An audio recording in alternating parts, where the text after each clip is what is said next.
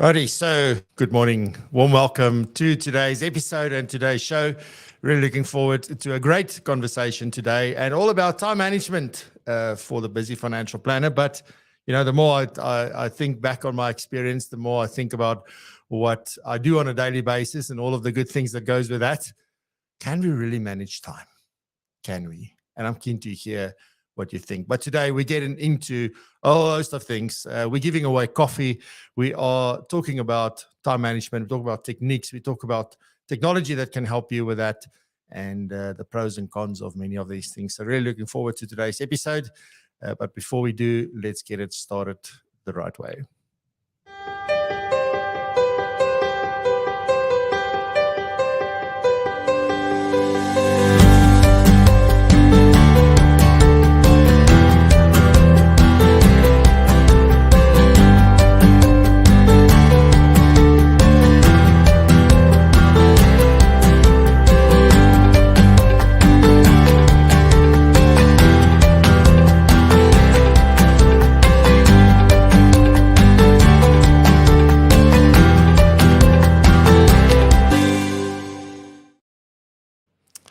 Good morning, good morning, good morning. Warm welcome back to another episode, PROpulsion Live. I was very excited last night, by the way, when I opened my YouTube studio and I saw that podcasts are now available on YouTube. So that's amazing. And obviously, we've been doing podcasts and video podcasts and all sorts of things for a very long time. But now podcast is a thing on YouTube and it's got a separate thing. It's got a separate place. It's got a separate thumbnail. It's got all these wonderful things. So guess what I'm going to do is we will move PROpulsion Live on the same channel. It won't move anywhere else. It'll still be on the same channel, but we will move it into that space because that space is built for what we do and really excited for that. It's been a long time in the works. It also means that the podcast not only will still be then available there, but also on YouTube Music now.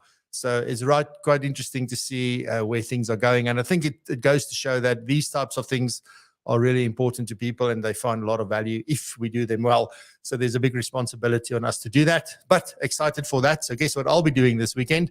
That is right. I will be moving PROpulsion Live into the podcast section of our channel. So really excited for that. But anyway, warm good morning. Welcome. We've got a jam-packed show today. We have Lelani Besaidenout here from the FBI doing current affairs.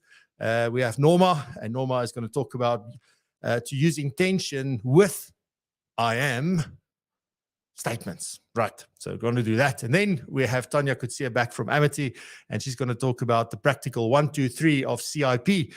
We've spoken about CIP last week and the week before a little bit. So she's back with value-driven advice to talk about that. Then I'll give you the hashtag for today's giveaway for the coffee. But not only that, we're also doing the lucky draw live here on the show to draw 3 lucky people who provided feedback on PROpulsion Tech, and they will each win a coffee hamper sponsored by us and provided by us. So looking forward to that. And then a couple of quick announcements, and then we'll get into today's show. So let me keep to the spirit of good time management and not waffle on too long and take up unnecessary time this morning. But let me just say a warm good morning this morning. First, Quibus in the house. So good morning, Quibus. Warm welcome. Thank you very much. And we've got Mark Weston Ford all the way from Durban, a glorious Durban, apparently. Good morning, Mark. We've got Boerie Klopper. Good morning, Boerie. Ek hoop het gaan goed. Albert Fritz, good morning. Hope it's going well with you. Good morning, Razan. Nice to see you. We're doing a great announcement this morning. So stay tuned for that. Razan was instrumental in helping me put that together. So awesome stuff. In fact, she did all the work, her and her team. Renee, good morning. Nice to see you. Neil Phillips, good morning. Nice to see you all the way from Cape Town. We've got Barry van Niekerk. Goeiemôre, Barry. Hoop het gaan goed. Then we've got Wayne Bantam. Good morning, Wayne. Good to see you. Frank Aglihotti. Good morning, Ferdi van Niekerk. Mary, good morning. Sure, so many people. Thank you so much for being here. Heloise, good morning. Hope you're doing well. We've got Russell Ho. Russell has got a new spring in his step. So Russell, if you don't know what I'm talking about, go follow this man on Instagram. You'll see why. Charmaine van Wyk, good morning. Good morning. Nice to see you. And Marcel, good morning. Hello. How's it? That's maybe a new nice way to greet everybody. Right. So on a hello. How's it? Let's get started and go over to Lelani and hear what she has for us in current affairs. Yes,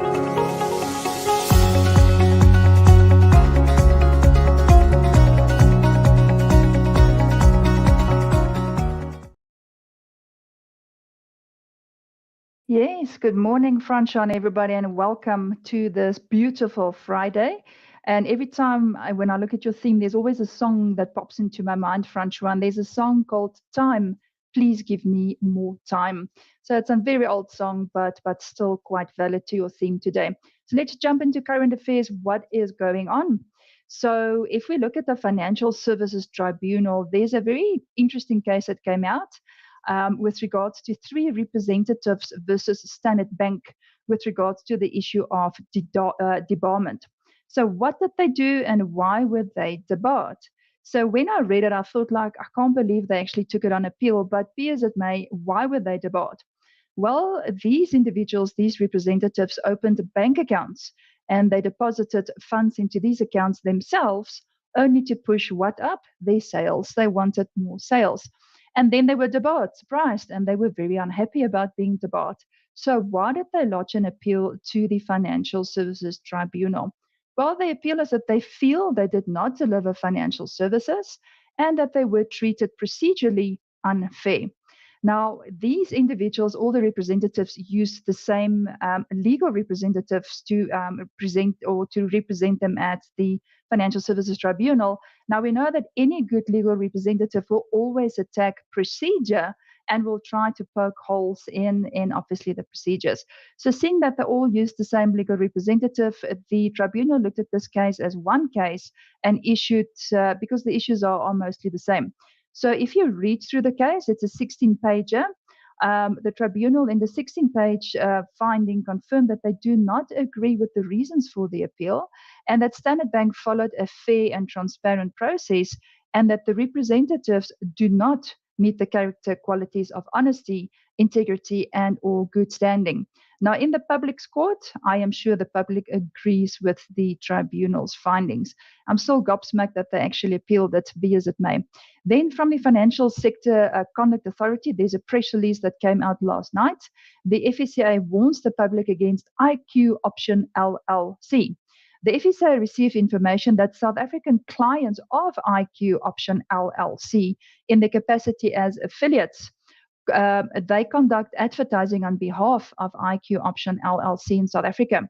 Now, it seems that IQ Option LLC pays these clients a portion of the profit earned by the traders on the accounts they refer to IQ Option LLC. Now, Option IQ Option LLC is an international online trading platform offering trading software which enables users to trade in forex, stocks, cryptocurrencies, commodities, and ETFs. Now, IQ Option LLC has no physical presence in South Africa, as we know, and conducts no marketing or advertising on its own behalf. They use the clients that's in South Africa to do that, and they pay them that fee that we heard about. Now, IQ Option LLC is not authorized to provide financial advisory and intermediary services in South Africa. So without commenting on the business of IQ Option LLC, or their products or their services, the FSCA points out that entities offering to trade in financial products on behalf of South African citizens are required to be licensed by the Financial Sector Conduct Authority. Then shifting along to the FAIS Ombudsman.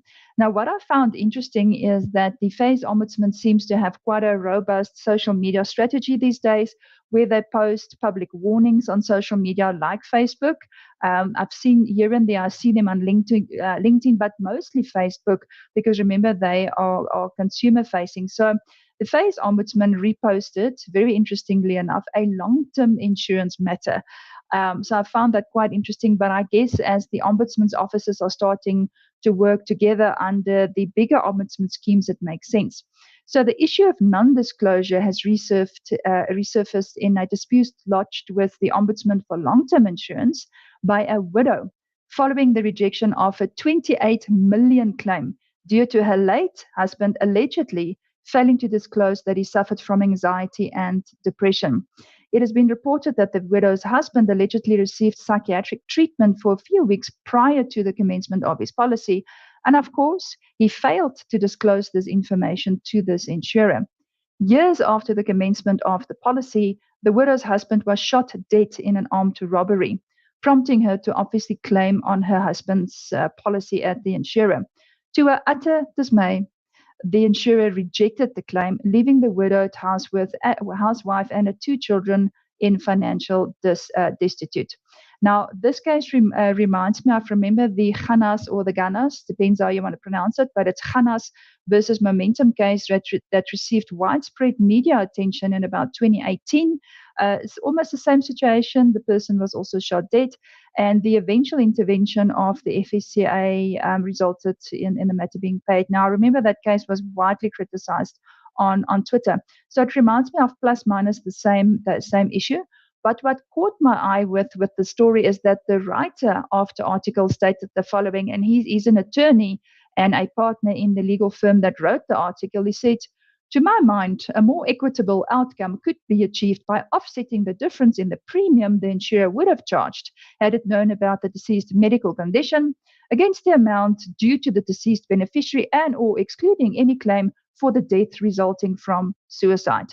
Now, that's not rocket science, his opinion, because what he stated is in essence the DITCO principle. Depending again how you pronounce it, it's either DITCOT or DITCO. It's the DITCO principle, which I'm very sure that the Ombudsman for Long-Term Insurance would have considered before they actually looked at the determination. So that opinion from the advocate, it's actually already a wide, well-known principle. Then in closing, Francois, just a tip for the day when it comes to board notice 194. What is that board notice again? Well, it's the fit and proper requirements. Versus if we look at operational ability and the ongoing Eskom crisis. I didn't want to talk about it, but we are going to talk it. So we are very well aware that the Eskom crisis is ongoing for at least the next 2 to 3 years. And then the impact of power outages on the protection of data is a reality. And it impacts any and all financial services providers' ability to meet your operationally sound requirements. It's therefore very important to have a proper business contingency measure in place. We spoke about that at your tech show, but business contingency is of critical importance. So whether it's protecting your IT infrastructures from the many dangers of the blackouts or the power surges, we see power surges as a reality, which could be anything from your hardware damage, your physical laptop, to a total switch off or data corruption. A cloud-based DRAAS, it's most probably DRAAS, which means disaster recovery as a service. So you have to have a DRAAS solution. It should be an essential part of your business governance, risk, and compliance strategy. An ideal cloud-based disaster recovery solution does much more than to just ensure that your data is backed up. It actually ensures business contingency of transactions and the ability to automate some of your critical data backups. So in short, what to do with this information that I've just given you? Speak to your IT team or an IT consultant to make sure that you have the right business contingency cloud-based technology in place. And then, Francois, just a shout out, especially to every single candidate this morning. Maybe you know, maybe you don't, but the Certified Financial Planner, in short, CFP, professional competency examination is being written as we speak. So the candidate who is writing, we pray for you, and we do believe that you will do fantastic in this exam. Back to you in the studio, Francois.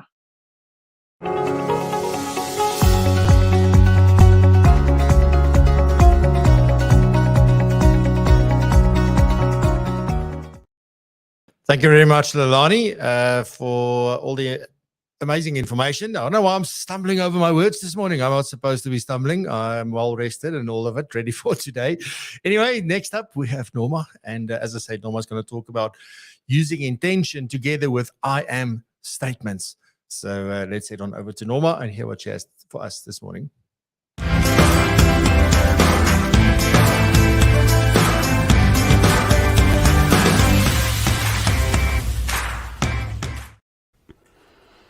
Good morning, and excited again for today as always. I want to continue my theme that I've had this week, which was all about identity. And I thought it would be a great idea to share my ideas about identity. So today's topic is all about all of the I am statements that I use. So when I think about those I am statements, I think about the way that I define myself and how I see myself, my identity. So when we use these I am statements, I think we do it in two ways. We have these I am statements that we reveal to the world, how we introduce ourselves and what we tell other people about ourselves. And then we also have this way of defining ourselves, or those I am statements that we say to ourselves in private. So let's look at it from those two angles. So the first one is everything that I say to other people about myself. So I think when we talk to other people, maybe we're on a stage introducing ourselves. Maybe we are in a networking situation. Maybe we're at a party introducing ourselves. We have a way of, describing ourselves to other people. I think that's very intentional. We focus on the right things, and we also say things that's relevant. We wouldn't necessarily stand on a stage and talk about our cats and dogs. We would say things about ourselves that is appropriate for that specific situation. Now, I wish we could do that when we are, talking to ourselves sometimes, because when we're talking to ourselves, we are often very unintentional. We focus on the wrong things, and also we tend to bring things into the equation that is really not relevant. So, for instance, all the mistakes I've made throughout my life, something I failed at 10 or 20 years ago, how that is relevant and defining myself right now. I'm not sure how that, is part of this, even this conversation. So that's what we do. So I want to discuss with you today 3 areas to avoid where we go to when we want to define ourselves. So the first one is that we look in the mirror. So we think, when we see ourselves, we might either be happy or maybe unhappy with what we see. And then we define ourselves by that. But again, that can quickly change. So I can be in shape today and maybe out of shape in a month or 6 months' time. Or I can be in the worst shape ever and be in the best shape of my life in 6 months' time. So we can't really define ourselves by that. So I see our bodies as this house, and we live inside this house. We are not the house. So if I, for instance, think about my body right now, and I put it aside for just a second, and I think about all the greatness that's inside of me.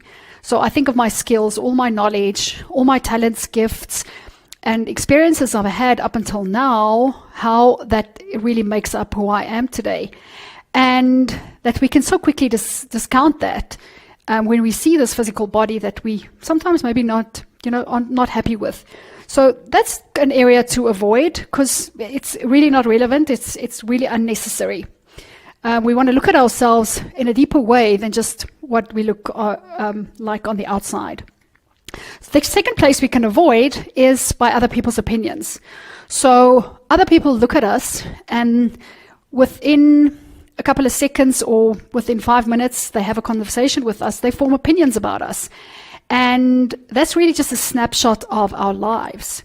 So that person that has this opinion, really, their knowledge is very limited about us.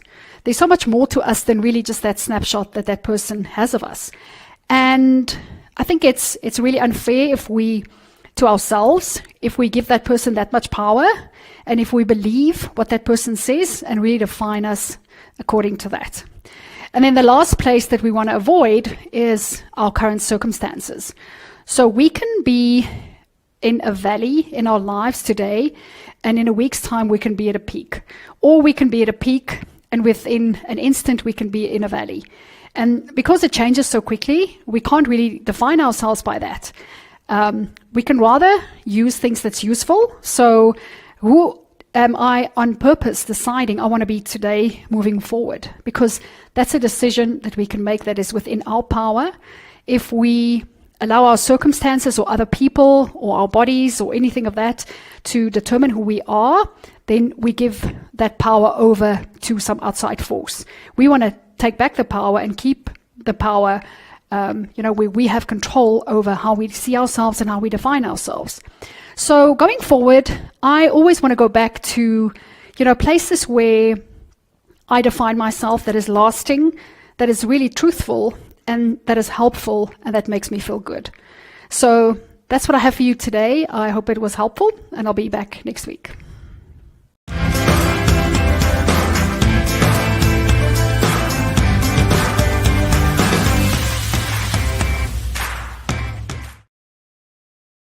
Thank you very much, Norma. I loved it. I got goosebumps again. So thank you very much. Then next up, we have Tanya Kutsia from Amity with value-driven advice. And as I mentioned earlier, if you missed it, she's going to talk about the practical 1, 2, 3 of CIP. And if you don't know what a CIP is, then you need to go watch last week's episode where I spoke with Marius van der Merwe. But without any further ado, let's head on over to Tanya.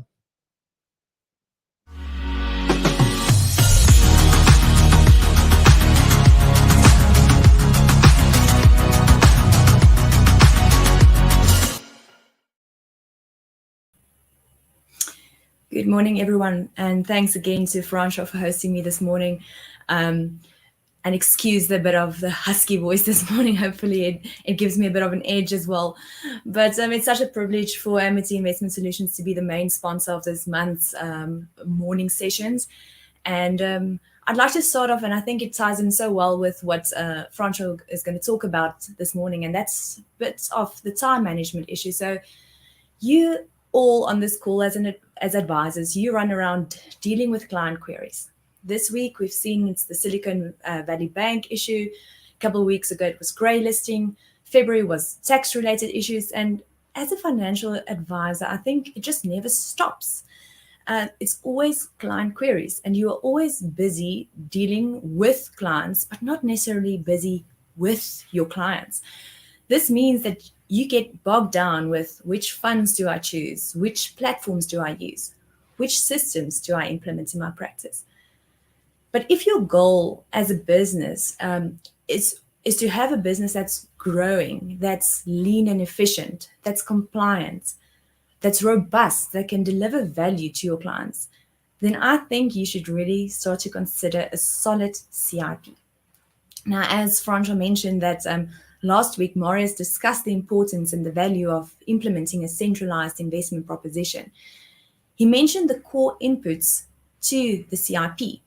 And often we only discuss the theoretical or the academic research, and we forget that we need to share with people how to practically implement this. Now, as Francois rightfully said, this is the 1, 2, 3 of CIP, which is quite a nice touch to it. But how do we implement a CIP from a practical viewpoint? Now, let me share this with you. Firstly, there's a workbook. So you are very welcome to visit our website and we will make the links available. But there's a practical workbook that we developed a while ago. But secondly, and this is perhaps the part that we would prefer, is that get in touch with someone like Amity that can sit with you and work through this and facilitate the implementation of a CIP in various steps. Because that's exactly what it is. It's a series of steps that you need to follow and implement. And then also, thirdly, and a very important point, is that once this CIP document is developed, it's very important to remember that this is a live document. This is an ongoing, continuous policy in your office. It's something that you need to review on an annual basis as well. But I thought let's do a bit of a challenge this morning. So let's all go back to the drawing board and start with the first input into a CIP. Whether you decide to implement a CIP in your practice or not, let's just take for a moment and just design our value proposition. That's the first input into the CIP document. And I'll help you this morning. I'll guide you through it with 3 key points that you can just start to think about. So I'd like you to just take a minute and let your mind explore the three questions or phrases. Firstly, go and write down, what is your value add? Secondly, define your offering as a financial advisor and as a practice, as a business. Thirdly, set out your service model and fee structure. Great, so that's your first part. Go and think about the value proposition aspect. Secondly, one of the areas were the investment process and philosophy section. And part of this is the suitability process. So this morning, I'd like to ask you to just consider the suitability process you have in your practice. Now, I think in many practices, that might be a traditional risk profiling and not necessarily suitability. Now, as part of our ongoing topics and focus areas, and hopefully we'll be back in May to share more on this specific topic, is that we'd like to share the multi-factor suitability framework that we've designed. Now, I wanted to share all of the inputs of this model with you, but I thought let me just entice you with some questions. Do you still use a traditional risk profile? Or do you test risk tolerance and risk capacity? Did you know that there's no standard definition for risk capacity?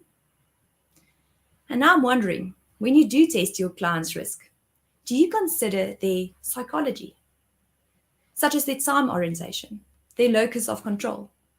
Do you know and understand how each of your clients think and feel about money? And do you consider a suitability test annually when you review your clients?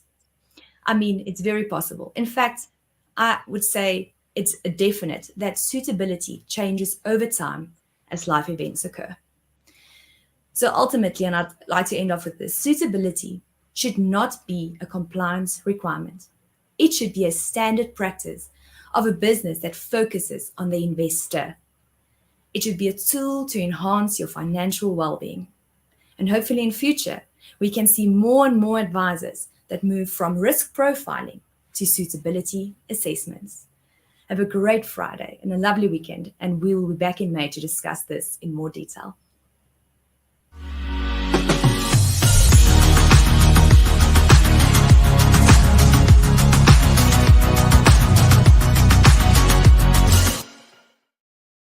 Amazingness. Thank you very much, Tanya. I again got goosebumps. You're a great presenter. Thank you very much. And again, also to Amity for being a sponsor. It makes a lot of things possible for us for the show for the future as well. And, we only would ever partner with people who we think is doing a great job, helping to lift and raise the bar for the profession, and who really offer something that's of great value to you. So thank you very much to Tanya and Marius and the team, Ian and everybody over at Amity. So thank you very much. All right, time for some quick announcements. Let's do it.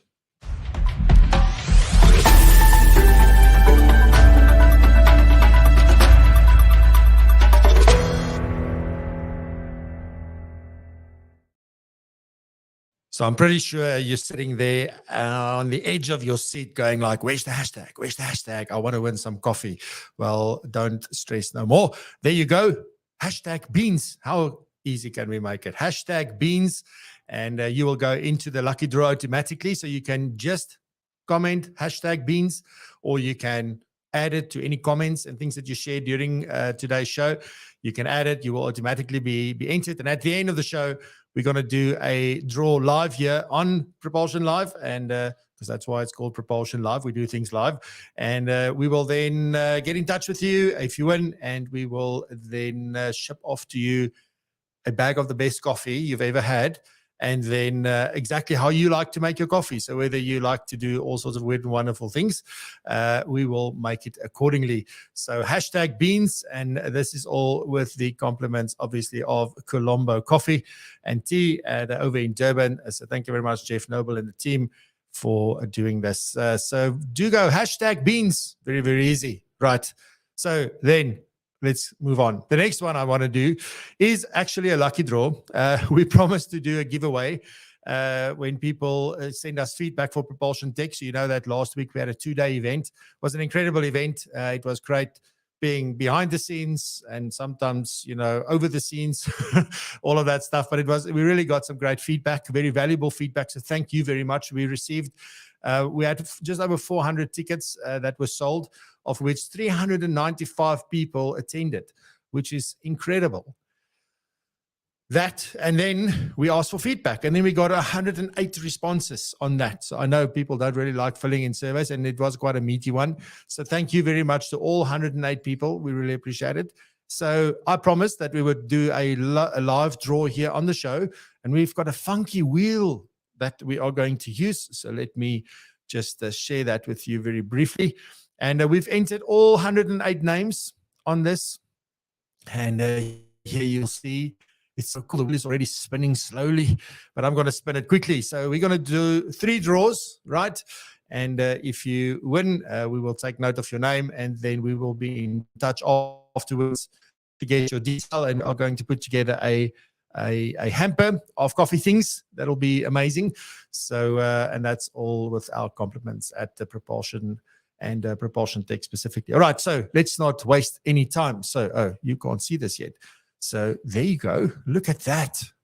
Don't get into a state of hypnosis, but let's do this. Right. So first off, I'm going to bring this onto the whole screen so that you can see. So let's go. First draw. Let's see. Oh, who have we got? Yeah, we've got Johan decided. Johan, great stuff. Well done. Congratulations. So we will obviously now remove you from here. So Johan Besadenheid. And then we're going to do another draw. And let's do it. Here we go. Let's see. Who will it be? Gary Walker. Gary, warm before. Well done. Almost forgot the cheers. Well done, Gary. And then let's remove Gary. And then the last draw for the third winner of a coffee hamper with our compliments. So let's see. Who will it be? Will it be Hugh? It won't be me because I'm not in. So let's see. Who will it be? Dhiren Kumar Daya. There you go. Well done. So we will be in touch. Great stuff. Righty. So that's that for the fun part in the quick announcements. Then the last part of this, thank you very much for joining me for that. And then what I've got now is, let me just quickly see. Fantastic. We've got a big announcement in terms of you may know that we run the Speaker and Influencer program. So it's the International Speaker and Influencer program. We've got about 30 people from South Africa who's currently taking part in this. We started back in Feb.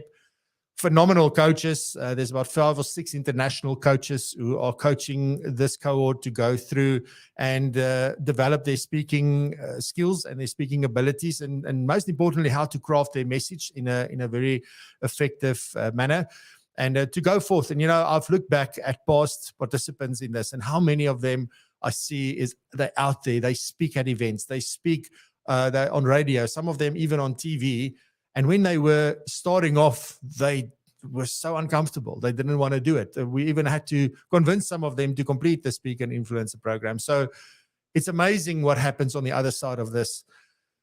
And, I mean, we are very, very privileged. It's just not, if I say us, it's not me. It's together with Profile Me and PROpulsion, we've brought this to South Africa. So Razan and her team, me and my team, we've brought this together with Next Gen Planners to South Africa and other parts of the world. So this is really a fantastic program that people go through. It is a program, there's no cost for people to complete this, and it culminates eventually in the Global Financial Planning Conference, which is on the 16th and 17th of May.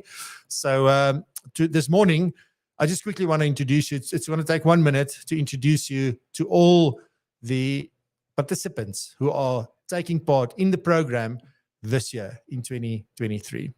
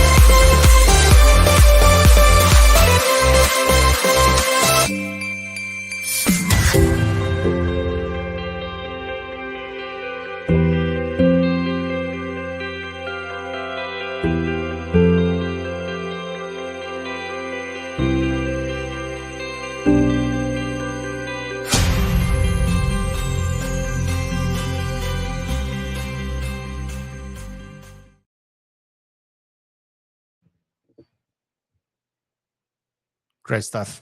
We've got an excellent group this year, and we're wishing them all the best of luck. They're almost halfway through, so things have been moving along swiftly. We've really had some phenomenal sessions, and they continue on even on the 21st when it's a public holiday. We've got sessions going on. These guys are really committed.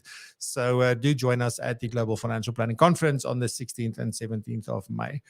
All right. So with that, let's get into today's main topic.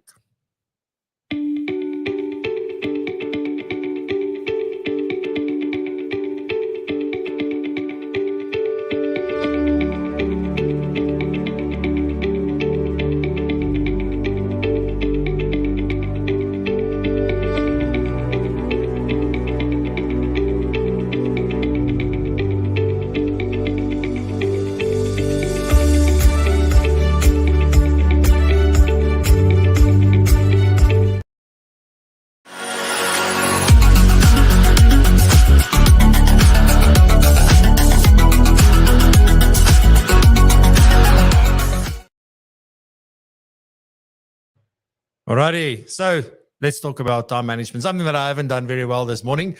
And I guess the big thing when it comes to time management, and you'll probably agree with me, and then this is something that I had to learn the hard way.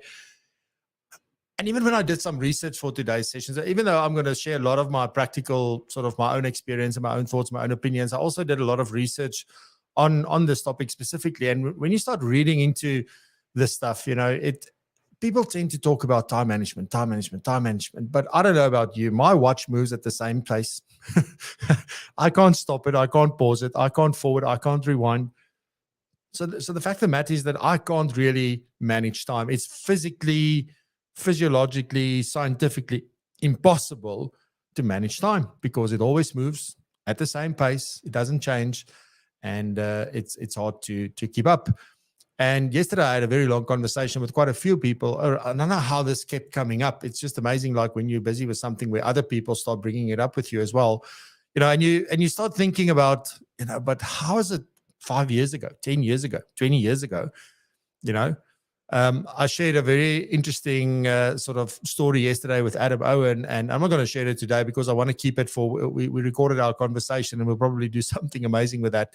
But so I want to leave it for there. But it just makes me think about how things are evolving and how things are changing, and that we just more and more strapped for time, and we've got less and less time. And then there's this almost new sickness that goes around where you can take pride in how busy you are.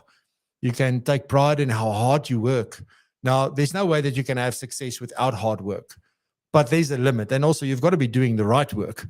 Some of the things that I feel is very pertinent at the moment, you might know that there's a lot of research and tests being done at the moment to see whether a 4-day work week would work or not.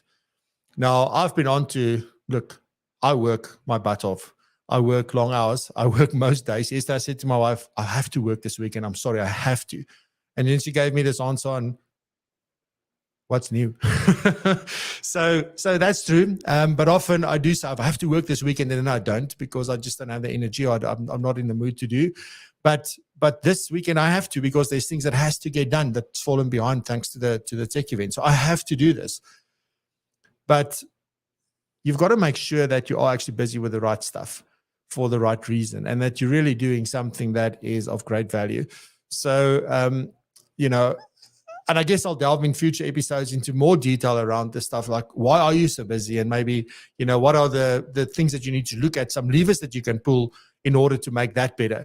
But what we're really looking at today is just to look at, why is it even important to consider what you do with your time? Because I think that's what it's more about. What are you focusing on? What are you spending time on? What are you busy with? Because you can't manage the time. Those are the only things that you can truly manage. So let's just briefly talk a little bit about the importance of time management. And there is a relationship, if you think about this, there is a bit of a relationship between time management, productivity, and freedom. So remember, our theme is freedom. So what is the relationship? Now, if we talk about time management, I believe, like I would define it. So if you go look what a formal definition is, they would probably say it's about using your time effectively and blah, blah, blah. But for me, time management is really about allocating tasks. And I think our biggest challenge is probably not the allocation of tasks, Our biggest challenge is actually determining or estimating how much time we need to do something. And I think that 99% of the time, if I'm maybe a bit over aggressive for that, 95% of the time, we completely underestimate how much time we need to do anything. And I'm not talking about when something goes wrong, because what do? We always estimate like optimally, right? So if I have to drive from here to Pretoria and I have to go to, let's say, to Castle Gate, which is by the R21, I know it's going to take me 40 minutes. But that's ideally, that's if there's no accident, there's nothing that goes wrong, there's no traffic, just normal everyday traffic, 40 minutes. If I go to Centurion, 30 minutes, 35 minutes, I can do it. So that's what we do. We always plan for the optimal. If everything goes according to plan, and it hardly ever does. So that's the biggest mistake we make. Or I think not the mistake, probably. It's more, that's our biggest challenge, is being able to underestimate correctly. And here's the problem if we don't estimate correctly. The problem is that I say yes to too many things. And now that's where the problem starts compounding, right? So time management is all about allocating time. Then we have productivity, and that means like, what do I do with the time that I allocated to this task? Or how much do I focus and do the things that I said I was going to do in the time that I estimated it's going to take me? So how effective am I and how efficient am I? That's really what productivity is about. And there's another thing in business that sort of, and I get it. I mean, I am in business. I run a business. And I guess it's got a lot to do with your values. Because for me, money is the last thing on my list, although it's very important. I can't keep my house if I don't have money. I can't have the studio if I don't have money. I can't do this if I don't have money. So it's not that I discount the importance of money, but it's not my top value. So for me, you start thinking about these things. It's really, you got to be sure, like, what does productivity look like for you and your business? Because it does mean for most businesses, and I watch many of these people speak on social media and on stages, etc., where it's about getting more out of the same time, more out of the same time, more out of the same time. Why can't productivity mean that I get back my time and I can use my time for anything other than work? Isn't that being productive as well? It's not about producing more in the same time. It's actually taking less time to produce what you want to produce, but then not fill that additional time with new work. I don't know. That's where I am, right? That's my feeling. And it depends on the type of business you're building. It depends on whether you have shareholders or not. It depends on so many things. But I guess the question at the end of the day is, are you clear on what you're building? Are you clear on what you want? And I'll come back to the discussion on the four-day work week and things as well. So I digressed a little bit there. And then freedom. If we think about what does it mean to have freedom? And for me, it's really working in your way, when you want to work, where you want to work, being able to make your own decisions, and very importantly, to maintain balance. I'm not going to say work-life balance, because balance means different things to different people. And also, you don't necessarily want balance every single hour, every single day. It's probably balance over a month or a week or a year or something like that.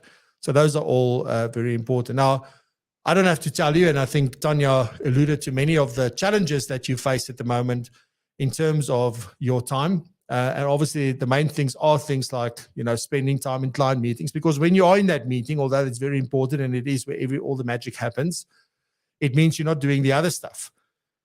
So it is the time we spend in meetings. It's the time we spend preparing. It's the paperwork. It's the compliance. It's the managing staff. It's the getting up to speed with your knowledge, getting up to speed with the technology you use, thinking about the business, looking at strategy. Like, all these things take time, and you're being pulled in a million different directions, specifically if you're in a small FSP. If you know when to say yes and when to say no, then some of the benefits that you will experience here is definitely reduce stress, right? So you won't worry about it. It will be better. Definitely you will have more fun. You will have more satisfaction as far as the job is concerned. And this is the biggest mistake I see many of us. I had a great conversation yesterday with Lee Rossini. And one of the things we were talking about is around, what do we think, where are things still missing from a perspective? And I think that the majority of financial planners, financial advisors, still see it as a job, and you don't see the business that you actually need to run and build that sits behind that. So we're so entrenched in doing the job of the financial planner because you are the main and maybe only financial planner in that business. It makes complete sense. But I can see things are moving and they're getting to move quicker and quicker, where people are starting to say, whoa, there's a business here. I can't be working like this. I've got to create systems. I've got to put people in place. I've got to do this because I want my life back. Doesn't matter how much I love what I do. And that's really, really important. And obviously, if you can manage your time and things effectively, it just leads to better relationships with your staff, with your clients, and with all of that. So those are some of the things, just to maybe say why it's so important to consider good time management. But is it time management? I wonder. I called it something else a little bit later, so I will share that. So we'll see.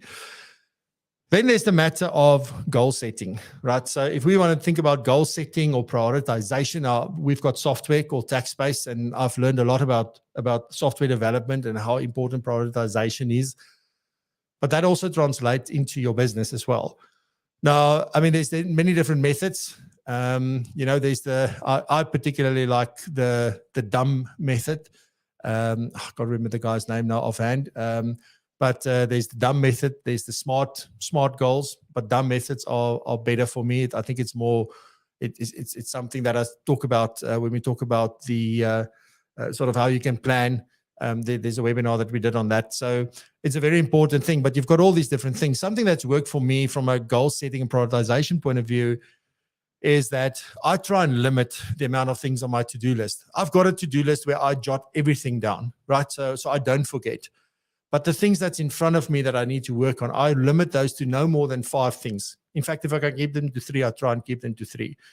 So you have only 3 things that you see, because otherwise you see this long list of stuff that needs to be done. And we'll look at something now, but you feel overwhelmed, you feel like anxious, and you get stressed and you want to run away, and you're just like, oh, I'm never going to win. What's the point?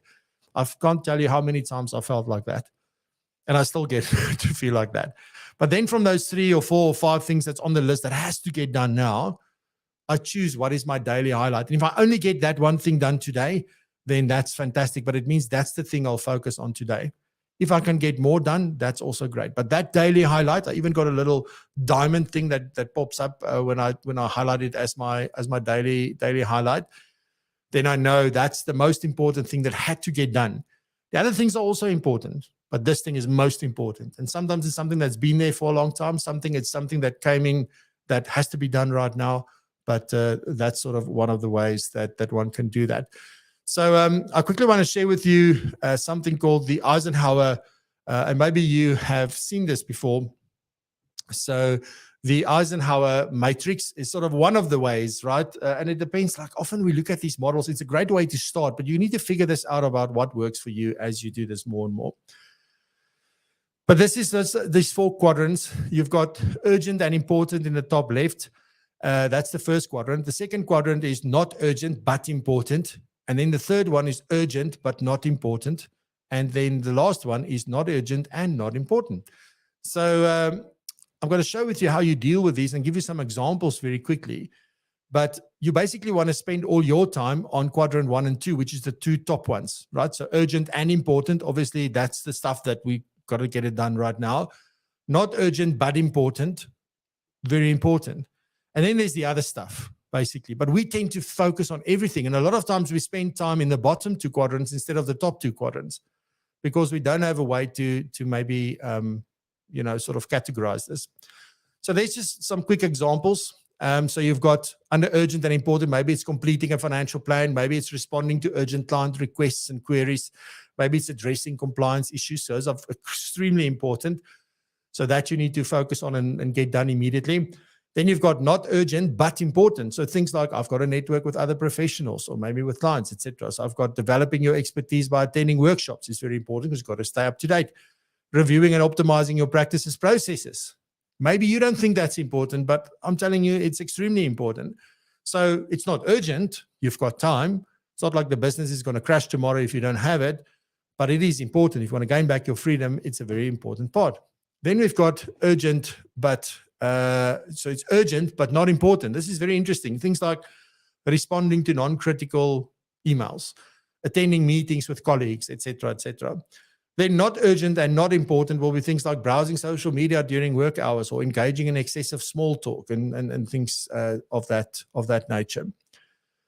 So how do I deal then with these quadrants? Well, your urgent and important, you should do immediately, ASAP, urgently. Then not urgent but important is schedule dedicated time to get it done, right? So put it in your diary. If it's not in your diary, it is not going to happen. And then urgent but not important, you delegate, give it to somebody else to do. Let other people answer those non-critical emails, etc. And then these not urgent and not important stuff, you actually just need to eliminate and just forget about them, delete them, trash them, anything as far as that is concerned. All right. So that's some goal setting and prioritization. Now, for me, time management strategies, right? Everybody's always looking for a strategy or a tactic or things like that. Now, I'm calling this more, no, not time management, but work management. Because as I said before, we can't do anything without time. And there's sort of 3 methods I want to share with you. Probably a combination of these is what's going to work best. I've implemented some of these and we use some of these in combination. So I'm going to share them with you on the screen as well. But they are quite useful. But one must, like any framework or any tool or any system or anything like that, be careful not to get, sucked into the rabbit hole. Just be careful with that. Make it simple. Keep it as simple as possible, because if you need to do too much to maintain the system, you're not going to stick to it.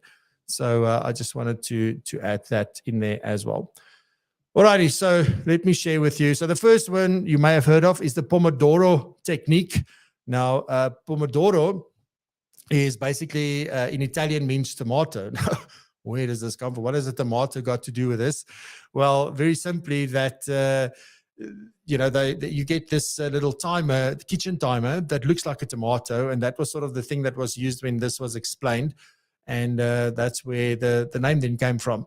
But basically, it's all about setting time and short periods to focus on. So you'll choose a task and you'll give yourself 25 minutes. You literally have a timer, whether it is your phone or whether it is a literal little timer that you've got. You set it for 25 minutes. You take a short 5-minute break. You come back and you do that over and over and over again. You repeat that. So it's a task. You spend 25 minutes. You break for 5 minutes. Either continue with the task, new task, whatever it may be, 25 minutes, break for 5 minutes. You do that for 4 rounds.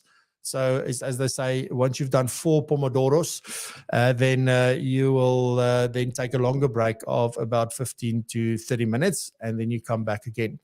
And I'll look at one of the things I'm going to do is create a document after this where I will share what the pros and cons of each of these are. So what are the benefits, what are the drawbacks, and when is it a good fit for you? Because we won't have time today, but I'll definitely put it into a document and make that available then as well. So then we have the next one, which is time blocking. So time blocking is something I've used successfully and unsuccessfully. But time blocking is really taking things that, specifically where you need to spend more time on a task. Maybe you can't just sit for 25 minutes. You need to sit for an hour and a half, or 2 hours maybe. So you will actually group things together and block out time to deal with those. So there's 2 things. You can either block out time that you just focus on those things, on a thing, or you can group things together where you say, in this part, maybe I'm going to write my newsletter and my social media post and blah, blah, blah. So maybe that could be a way. But then here's the thing. You got to estimate the amount of time needed. Then you create a schedule, put it in your diary, and that you make sure that you assign these blocks in line with what is important. You want to do important stuff first, things that take most energy. You want to do them first when you're fresh, all of those good things. And then you just look at whatever task you assign to that block or series of tasks even, that's the only thing you focus on. So you'll see that a lot of these techniques actually is meant to help you focus. So our issue is not time. Our issue is focus. Our issue is doing what we say we're going to do when we say we're going to do them. That is really the issue. Then the last one is GTD. So let me grab it here.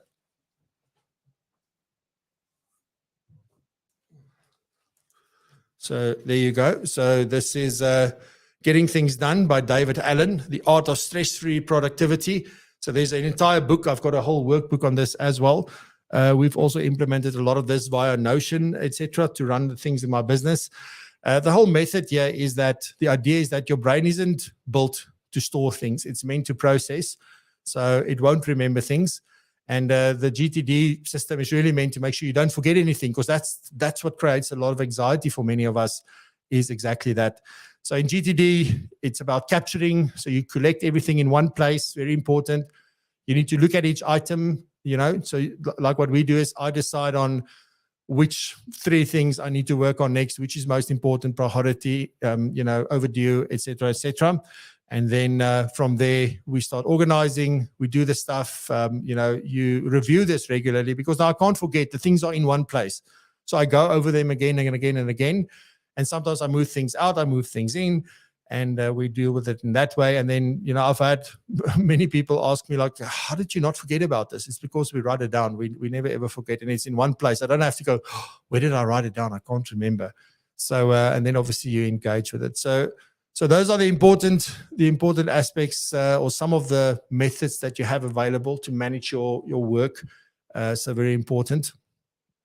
And then I guess something I just want to end off maybe quickly with this is that, there's loads of technology that can help you, but the tech needs to be, or the tech can be as simple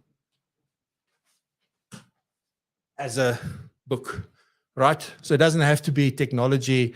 Doesn't have to be an application, a piece of software or anything like that. It could literally be a book and a pen. But you have a method and you have a process where you know where you do things and how you do them. So I think that's the most important thing. Now, if you've got some, like me, I prefer having it a piece of technology like my phone, etc., so that I can use apps if I'm on my phone, if I'm on my laptop, doesn't matter where I am. These things are always available. Then task management stuff, obviously, Trello and Asana, Monday.com. You've got Todoist. Todoist is a great app just for capturing things that you need to remember. So those are little things that are really valuable. And then Notion for me, I do everything in Notion. My entire business stuff is on Notion. So Notion is by far my go-to thing. Calendars, Outlook, Google Calendar, Fantastical, those kind of applications. You've also got communication tools. I just chatted to Lelani before we started that, what's her name? Georgina Smith shared a very valuable tip at the tech event where she said, at Innate, what they do is like email is only for clients and everything else happens on Slack. I hate Slack with a passion. I'm not shy to acknowledge that. But whether you use something like Teams or any other internal communication thing where internally you talk in this and then you reserve email for someone else that needs to come from outside and send you stuff into the business, then it's easier to focus. So there's little things like that you can do. But things like Zoom, there's so many things that we can use to communicate with people effectively and quickly, and we don't have to drive to places, or we don't have to go and walk over to their office instead, although there's value in that as well. So really just a quick summary of what I spoke about today. And as I said, I definitely didn't go through everything that I wanted to talk about, but it is important to note that you can't manage time. You can only manage yourself. You can only manage the work and what you say yes and no to. We have to get good at really estimating time well. And then, we need to find a system that works for us so that we can follow our method of working systematically and consistently, because then it becomes so much easier to deal with all of this.